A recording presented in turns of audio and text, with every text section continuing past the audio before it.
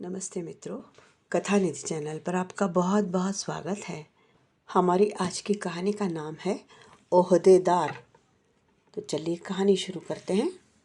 रमा की शादी के 2 वर्ष हो जाने के बाद में सुमन जी अपनी बेटी के घर गई। बेटी रमा और दामाद रमेश इनकी रईसी और ठाट बाट देख कर तो वे चकित रह गई थी। रमा के व्यक्तित्व से पैसे का रुबाब साफ दिखाई देता था, लेकिन आदर्शवादी दामाद रमेश का सादापन देखकर वे बेचैन हो गई थी। शाम के धुंधलके में घाट के पौड़ियों पर बैठ सूरज के लाल गोले को अस्त होते हुए देखते हुए आसपास के प्रकृति का सौंदर्य का आनंद ले रही थी। कुछ देर के बाद वे उठ खड़ी हुई। आज उनके पैरों में घर की तरफ चलते हुए बड़ी तेजी थी, लेकिन उम्र उनके तेज कदमों को बार बार रुकने को मजबूर कर रही थी। सांस फूलने के बावजूद वे नया उत्साह लेकर घर की तरफ चल पड़ी। उनके मन में विचारों की बादल घुमड़ रहे थे और उन विचारों की गति से उनके पाँव में भी गति आ गई थी। कल की ही तो बात थी। सुबह की ट्रेन से सुमन जी अपनी इकलौती बेटी को मिलने के लिए निकली थी। ये भेंट 2 वर्षों के बाद होनी थी। रमा का विवाह 2 वर्ष पूर्व हुआ था, लेकिन सुमन जी को यूं लग रहा था जैसे कल ही उसका ब्याह हुआ हो। रमा बहुत छोटी थी तभी सुमन जी के पति का निधन हो गया था। पति की मृत्यु के बाद सुमन जी ने अपनी नन्ही रमा को लेकर मध्य प्रदेश के एक छोटे से सुंदर गांव खेड़े में अपनी जिंदगी बसर की।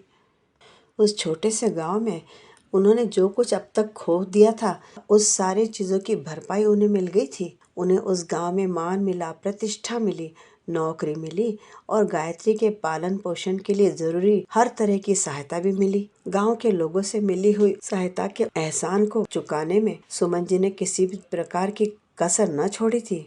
उन्होंने उस गांव में एक छोटा सा स्कूल शुरू कर दिया। आगे जाकर वही कॉलेज भी बन गया। उनके परिश्रम की वजह से ही उस गांव में सर्व शिक्षा अभियान सफल हुआ था। सुमन जी के पड़ोस में रहने वाले मोहन जी जब जब रमा को देखते तो कहते, सुमन जी, ये लड़की तो मेरे परिवार में आनी चाहिए। कुछ समय के बाद में मोहन जी ने अपने भतीजे रमेश के लिए रमा का हाथ मांग लिया। रमेश इलेक्ट्रिकल इंजीनियर था और सरकारी नौकरी पा चुका था। सुमन जी ने अपनी बेटी रमा के विवाह के लिए कुछ पैसा जमा करके रखा था, लेकिन मोहन ने साफ ही कह दिया था, मुझे आपके केवल आशीर्वाद चाहिए। मेरी पत्नी मायके से लाई हुई चीजों पर नहीं, बल्कि मेरी मेहनत से कमाए हुए चीजों के साथ में गृहस्थी बसाएगी। रमेश की ये बात सुनकर सुमन जी के आंखों के सामने उनकी बीती जिंदगी की कुछ यादें आ गई। उनके विवाह के समय भी उनके पति ने किसी भी तरह का दहेज लेने से इनकार कर दिया था। उन्हें याद आया अपने दामाद में अपने स्वर्गवासी पति के आदर्श देखकर सुमन जी मन ही मन खुश हो गई थी। रमा के विवाह के बाद सुमन जी को कॉलेज के किसी न किसी काम की वजह से इंदौर जाना पड़ता था। वापसी में भोपाल में वे रमा और रमेश के घर पर रुक गई थी। वहाँ रमा की सुखी गृहस्थी देखकर उन्हें संतोष और आत्मिक शांति मिली थी। वैसे देखा जाए तो रमा के घर में किसी भी तरह का किसी भी कोण से ये नहीं लगता था कि वो किसी सरकारी अफसर का घर है। फर्नीचर के नाम पर केवल 4 कुर्सियां, एक सादा सा टेबल और एक पुराना सा दीवान था। स्टूल पर एक छोटा सा ब्लैक एंड व्हाइट टीवी था। शायद जब हॉस्टल में रहता था तब उसने खरीदा होगा। घर में न महंगे इलेक्ट्रॉनिक उपकरण थे और ना ही आलीशान फर्नीचर से सजाया गया था घर को, लेकिन उन दोनों का आपसी प्रेम की सुगंध सौरभ रमा के घर को जीवंत रखे हुए था। सुमन जी ने उसी सुगंध सौरभ को अनुभव किया था और बड़े संतुष्ट मन से वापस लौटी थी। आज फिर उन्हीं यादों को मन में संजोए वे अपनी बेटी रमा के घर जाने के लिए निकली थी। ट्रेन से उतरकर सुमन जी की आंखें रमा और रमेश को ढूंढ रही थी। तभी पीछे से रमा ने उनकी आंखों पर हल्के से हाथ रख दिया। माँ, बताओ कौन? सुमन जी ने प्रसन्नता से पीछे मुड़कर देखा। सामने रमा खड़ी थी, लेकिन हमेशा जैसी सादी सिंपल नहीं, बल्कि पूरी तरह से बदली हुई। एक क्षण तो वे उसे पहचान न पाई। रमा के चेहरे पर मोटा मेकअप का स्तर था, बदन पर महंगे कपड़े थे, हाथों में और गले में रत्न जड़े गहने चमक रहे थे। इन 2 सालों में उसका व्यक्तित्व पूरी तरह से बदल गया था। सुमन जी अपना सामान उठाने लगी, तब रमा ने कहा, माँ तुम रहने दो, ड्राइवर उठाएगा। सुमन जी को लेने के लिए रमा सरकारी जीप लेकर आई थी। जीप में बैठने के बाद वो बताने लगी, माँ आजकल रमेश बहुत व्यस्त हैं, इसीलिए वे आज मेरे साथ आ नहीं पाए, लेकिन उन्होंने तुम्हें लाने के लिए ये सरकारी जीप भेज दी है। कुछ ही दिन पहले उनका प्रमोशन हुआ है ना, अब तो वे एक बहुत अच्छी जगह पे अच्छी पोस्टिंग हो गई उनकी। जहाँ उनकी पोस्टिंग हुई है ना, वहाँ पोस्ट प्राप्त करने के लिए सारे इंजीनियर्स आपस में कंपटीशन करते हैं। रमा की ये बात सुनकर सुमन जी थोड़ी विचलित सी हो गई। उसके बदले हुए व्यवहार और बातों से पैसे का घमंड अब साफ दिखाई दे रहा था। सुमन जी अपने आप ही बुदबुदाई, पैसे वाला एरिया? अच्छा। रमा की आंखों की सादगी और संतोष पता नहीं कहाँ चला गया था, खो सा गया था। उन आंखों में अब पैसे की चमक और अपने ऐश्वर्य का दिखावा करने की तीव्र लालसा दिखाई देती थी। ये सब देखकर सुमन जी का मन थोड़ा बेचैन हो गया। घर पहुंचने पर सुमन जी ने देखा कि रमा के ही समान उसका घर भी पूरी तरह से बदल चुका है। उसका घर उसकी जीवन शैली और हाई सोसाइटी में दिखावे की प्रवृत्ति को साफ बयान कर रहा था। घर एकदम आधुनिक पद्धति से सजाया गया था। ऐशो आराम की सारी चीज़ें वहाँ उपलब्ध थी। लगता है इन 2 सालों में जमाई बाबू ने खूब प्रगति कर ली है। चारों तरफ नज़र घुमाते हुए सुमन जी बोली, रमेश ने थोड़ी ना की है ये प्रगति, मैं ज़बरदस्ती उनके पीछे पड़ के मैंने उन्हें ये सब करने के लिए प्रवृत्त किया है। मैंने जब देखा कि इनके हाथ के नीचे काम करने वाले कहाँ से कहाँ पहुँच गए और ये तो वैसे के वैसे वहीं पड़े हुए, तो मुझसे सहन नहीं हुआ माँ। नहीं, अगर उनकी चलती तो आज भी हम उसी छोटे से घर में बने रहते। रमा की इस बात से सुमन जी अंतर्मुख हो गई, सोच में पड़ गई। वे समझ गई कि बड़े शहर में आकर रमा काफ़ी समझदार बन गई है। पैसा कमाने की गले काटू कंपटीशन में वो भी शामिल हो गई है। ये सोचकर वे थोड़ी चिंतित हो गई। माँ तुम अभी भी ऐसी बैठी हो, उठो ना, चल के फ्रेश हो जाओ, खाना तैयार है, तुम बहुत थकी होगी, जल्दी से खाना खा के आराम करना, हम कल आराम से दोपहर में बैठकर गप्पे लड़ाएंगे। रमा ने कहा, अरे बेटी दामाद जी को तो आ जाने दे, हम तीनों साथ में बैठकर खाएंगे। उन्हें देर होने वाली है क्या? सुमन जी ने पूछा। अरे उनका कोई भरोसा नहीं माँ, जब से प्रमोशन मिला है ना, तब से उन्हें हमेशा देर हो जाती है। मैं तो हमेशा खाना खाकर समय पे सो जाती हूँ, क्योंकि देर तक जागूँ तो मेरी नींद उड़ जाती है। वे जब काम से आते हैं तो नौकर उन्हें खाना परोस देता है। रमा की इस बात से सुधा जी फिर सोच में पड़ गई। फिर बोली, मैं तो जमाई जी के साथ ही खाना खाऊंगी, वैसे भी मुझे अभी भूख नहीं लगी है, तुम्हें चाहिए तो तुम खाना खा के सो जाओ। सुधा जी ने निश्चयपूर्वक कहा। थोड़ी देर में दामाद रमेश घर आए। घर में आते ही उसने सुधा जी के पैर छुए, फिर बोला, माफ़ करना मम्मी, काम थोड़ा महत्वपूर्ण था, नहीं तो मैं खुद आपको लेने के लिए स्टेशन पर आ जाता। कोई हरकत नहीं बेटा, सुमन जी बोली, लेकिन मैं ये क्या देख रही हूँ, आपका चेहरा कितना बदल गया है। मानती हूँ कि तुम्हारा काम बहुत महत्वपूर्ण है, लेकिन खुद की देखभाल करना भी तो ज़रूरी है, सुमन जी ने चिंतित स्वर में कहा। सुमन जी की आंखों के सामने रमेश का बदला हुआ स्वरूप खड़ा था। आंखों में बिल्कुल तेज नहीं, चेहरा थका हुआ, कंधे झुके हुए और शरीर जैसे प्राण न हो। 2 वर्ष पूर्व का तेजस्वी आत्मविश्वास से भरा हुआ रमेश अब कहीं दिख ही नहीं रहा था। रमेश भी अपने ही विचारों में खोया खोया सा बोला, क्या बताऊँ मम्मी, काम बहुत होता है। ये कहते समय वो नज़रें चुरा रहा था और फिर सीधे अपने कमरे में निकल गया। कमरे में पहुंचने के बाद उसने रमा को आवाज़ दिया, रमा ये 20,000 रुपये अलमारी में रख दो, बैंक में जमा मत करना, घर में ही रखना। रमेश के कमरे से आने वाली धीमी धीमी आवाज़ से सुमन जी के मन में एक अनाम डर और आशंका उठ खड़ी हुई। 20,000 रुपये, और वो भी मंथ एंड पर, महीना ख़त्म होते होते। उनका दिल धड़कने लगा। कहीं रमेश रिश्वत तो नहीं लेता है? रमा ने कहा था कि रमेश का पोस्टिंग अब एक बहुत बढ़िया जगह पर हो गया है। ये सत्य उन्हें चुभ रहा था। इसका मतलब ये तो नहीं कि पैसे के लालच में ये दोनों इतने अंधे हो गए हैं कि इन्होंने अपने संस्कार, अपनी नीति, अपनी नैतिकता और अपना सच्चापन इन सबको छोड़ दिया है। उसका इनके लिए कोई मूल्य ही न रहा है। सुमन जी के मन में यही विचार चल रहा था। फिर उन्होंने सोचा, नहीं, मैं ऐसा होने नहीं दूंगी।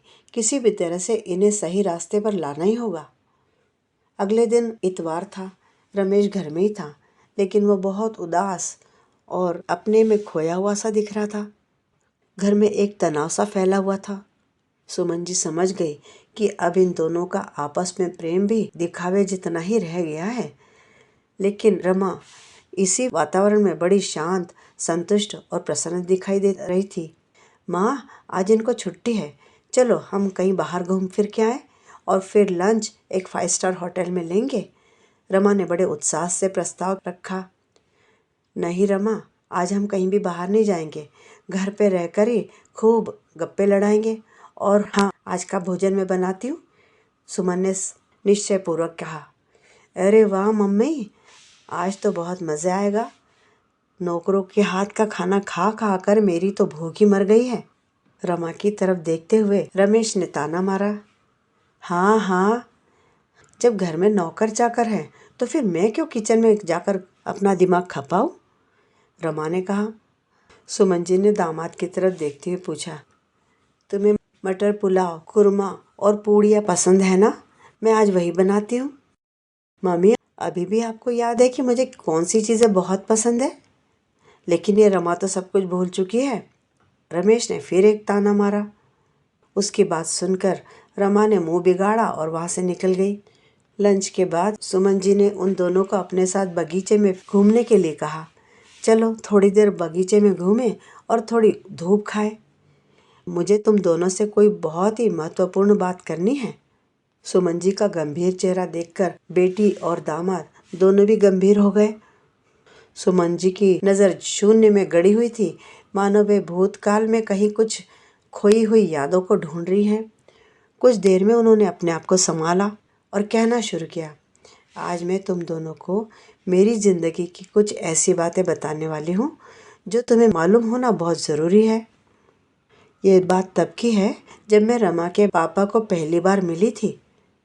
वे भी रमेश के समान ही सरकारी महकमे में इंजीनियर थे। बहुत ही ईमानदार और अपने नैतिक मूल्यों पर अडिग। वे ऐसे विभाग में काम करते थे जहाँ पे रिश्वत बिल्कुल सामान्य बात थी। लेकिन रमा के पापा उस कीचड़ में भी कमल के समान साफ और निर्मल रहे। हमने एक दूसरे को देखकर पसंद कर लिया और उनकी जिद के वजह से ही हमारा विवाह बहुत सादे तरीके से बिना किसी दहेज के हंसी खुशी संपन्न हुआ। उनकी पहली पोस्टिंग देवास में हुई थी। उसके बाद कुछ ही सालों में उनका तबादला भोपाल में हो गया। भोपाल उस समय कई उद्योगों का केंद्र बनता जा रहा था और ऊपरी कमाई के लिए बहुत अच्छा माना जाता था। हमें वहाँ सरकारी कॉलोनी में एक घर मिल गया। रमा के पापा ने शुरू में ही मुझे समझा दिया था, सरकारी कॉलोनी में रहने वाली दूसरे इंजीनियर्स के पत्नियों के साथ में मिलकर उनके रहन सहन के साथ में किसी भी तरह की तुलना मत करना, बराबरी मत करना। उनका ऊंचा रहन सहन सब काले पैसे पर है जो अपने पास कभी भी न होगा। शुरुआत में तो मैंने उनकी ये बात समझ ली, फिर धीरे धीरे आसपास की स्त्रियों से मेरी पहचान होने लगी और अनजाने ही मैं उनके ठाट बाट से प्रभावित होने लगी। मेरे मन में भी सुख सुविधाओं से भरा हुआ जीवन जीने की इच्छा निर्माण होने लगी। मुझे लगता ये देना और लेना ये सारे जिंदगी का एक हिस्सा है। यहाँ हर कोई अपना और अपने बच्चों का भविष्य सुरक्षित करने में लगा है, तो फिर हम ही क्यों पीछे रहे। मैंने अपनी सहेलियों के कहने पर तुम्हारे पापा पर दबाव लाना शुरू किया, लेकिन उन्होंने अपने आदर्शों के साथ कभी समझौता नहीं किया। मैं उन्हें ताने मारती, उनके सहयोगियों का, उनके नीचे काम करने वाले लोगों के प्रगति की बात बता बता कर उनका मन दुखा देती। मुझे इस बात का ध्यान न रहता कि मैं उनके सहयोगियों की ऊंचे जीवन स्तर के बारे में बात कर कर के उनका मन दुखाती हूँ। धीरे धीरे मेरी बातों का असर ऐसा होने लगा कि वे समझते कि मैं उन्हें एक असफल पति साबित कर रही हूँ, लेकिन फिर भी वे अपने आदर्शों से बिल्कुल हिले नहीं। इसी बीच रमा मेरे पेट में आ गई। रमा के पापा बहुत प्रसन्न थे, लेकिन मैंने उन्हें साफ कह दिया, इस अपमान से भरी और थकाने वाली माहौल में मैं किसी भी बच्चे को जन्म देने वाली नहीं। अपने घर में बच्चा तभी जन्म लेगा जब तुम्हारे आदर्शों को छोड़कर दूसरे लोगों के समान हमारे लिए सारी सुख सुविधाएं उपलब्ध कर दोगे। मैंने उन्हें अपना गर्भपात करवा लेने की तक धमकी दे दी।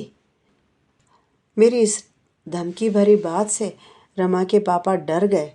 एक तरह से उन्होंने सारे हथियार डाल दिए। अब उन्होंने पैसे के पीछे दौड़ना शुरू किया। हमारा सारा घर तरह तरह की सुख सुविधाओं की वस्तुओं से भर गया। मैंने अपनी सारी इच्छाएं पूरी कर ली, लेकिन इसके बदले में मैं अपने पति का प्यार गंवा बैठी। उस समय मुझे ये समझ में नहीं आया कि रमा के पापा एक मशीन के समान काम करते रहते हैं। फिर रमा का जन्म हुआ। रमा के आने के बाद में रमा के भविष्य की चिंता मुझे बहुत बेचैन करने लगी और पैसा जमा करने की मेरी लालसा बढ़ती गई।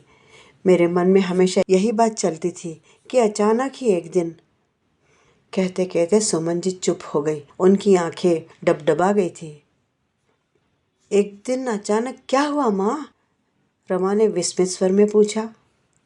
ऑफिस से समाचार आया कि तुम्हारे पापा भ्रष्टाचार के आरोप में पकड़े गए हैं। सभी न्यूज़पेपर्स में उनका नाम आया। सब तरफ अपमान और बदनामी हुई। उन पर केस दाखिल कर दिया गया और उन्हें जेल में भेज दिया गया। जेल में उनसे मिलने के लिए मैं गई, तब जिस नज़र से उन्होंने मेरी तरफ देखा वो नज़र मैं कभी भूल नहीं सकती। वे चुप थे, लेकिन उनकी आंखों में संतोष का जो तेज था वो मुझसे सहन नहीं हुआ। उन्हें मेरा दुख, मेरा अपमान देखकर जैसे प्रसन्नता मिल रही थी, खुशी मिल रही थी। कुछ ही दिनों में मुझे मालूम हुआ कि उन्होंने खुद ही अपने आप को अरेस्ट करवाया था। अपने किया कराया सब कुछ खुद ही कोर्ट में साफ साफ कह दिया था। शायद मुझे सबक सिखाने के लिए ही उन्होंने सजा को चुन लिया था। जेल में वे कभी भी मुझसे मिले नहीं। मैं जब भी उनसे मिलने गई वे कभी मुझसे मिले नहीं। एक दिन समाचार आया कि उनका निधन हो गया है। इतना कह के सुमन जी जोर जोर से रोने लग गई। इतने वर्षों से संचित उनका दुख और पश्चाताप आंसू के रूप में बहता गया। माँ, इतने भयंकर दुख, अपमान, बदनामी की वेदना तुम इतने वर्षों से अपने मन में छुपा रखी, कभी मुझे बताया नहीं? रमा ने व्यथित होकर कहा। सुमन जी कोमलता से बोली, बेटी बस अब इतना ही सोचा है कि उर्वरित जीवन उनके आदर्शों पर चलकर ही बिताना है। बची हुई जिंदगी उनके आदर्शों पर चलकर ही बिताना है। तुम्हें भी तुम्हारे पिता के संस्कारों की याद दिलानी है। मैं अब वृद्ध हो चुकी हूँ। आखिर कितने दिन मेरी जिंदगी है मैं जानती नहीं। मेरे पास में तुम्हें देने के लिए तुम्हारे पापा के आदर्श के अलावा और कुछ भी नहीं है।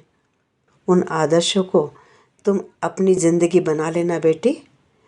मैंने देखा है जो हराम की कमाई करते हैं ना, जो काला पैसा कमाते हैं, वे शराबखोरी में या जुए में अपनी ज़िंदगी बिताने लगते हैं। रात रात भर घर से गायब रहते हैं। उनके काम पर उनके वरिष्ठ लोग भरोसा नहीं रखते। बड़े पद की तो बात छोड़ो, उन्हें छोटे प्रमोशन तक उनके वरिष्ठ लोग देने से कतराते हैं। बेटा, इंजीनियरिंग का काम 2-4 घंटों में पूरा नहीं होता। घंटों और घंटों पढ़ाई करनी पड़ती है। लेकिन जिन्हें रिश्वत मिलती है वे पढ़ाई की जगह पार्टियाँ और शराब में समय बिताने लगते हैं। शायद तुम्हें मेरी ये बातें सुनकर बुरा लगा होगा, लेकिन ये अटल सत्य है। रमेश अगर रिश्वत लेता रहा और रात बेरात घर आने लगा तो तुम्हारे घर में पैसा रहेगा, लेकिन संतोष और सुख कभी नहीं होगा। तेरे पापा के जाने के बाद मैं सोचती थी कि मैं शायद गलत थी, लेकिन सच कहो तो हाँ, मैं गलत थी और तेरे पापा वे हमेशा सही थे। इतना कहकर सुमन जी ने अपनी बात पूरी की। रमा की आंखों में भी आंसू थे। माँ, तुमने जो बताया, मैं अपने पापा के आदर्शों का पालन करूंगी माँ, और उन्हें आदर्शों पर चलने के लिए मैं रमेश से भी बोलूंगी। इस रिश्वतखोरी की दलदल से बाहर निकलने में उसे मैं मदद करूंगी, और ये तभी होगा जब मैं उसे कोई ज़्यादा डिमांड नहीं करूंगी, उसे हर समय कुछ न कुछ खरीदने के लिए, रिश्वत लेने के लिए बाध्य नहीं करूंगी।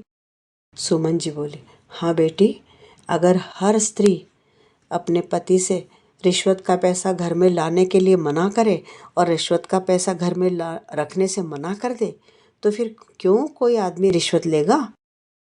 हाँ माँ, मुझे अपने घर का संतोष और सुख खोना नहीं है। मित्रों, उम्मीद करती हूँ कि कहानी अच्छी लगी होगी।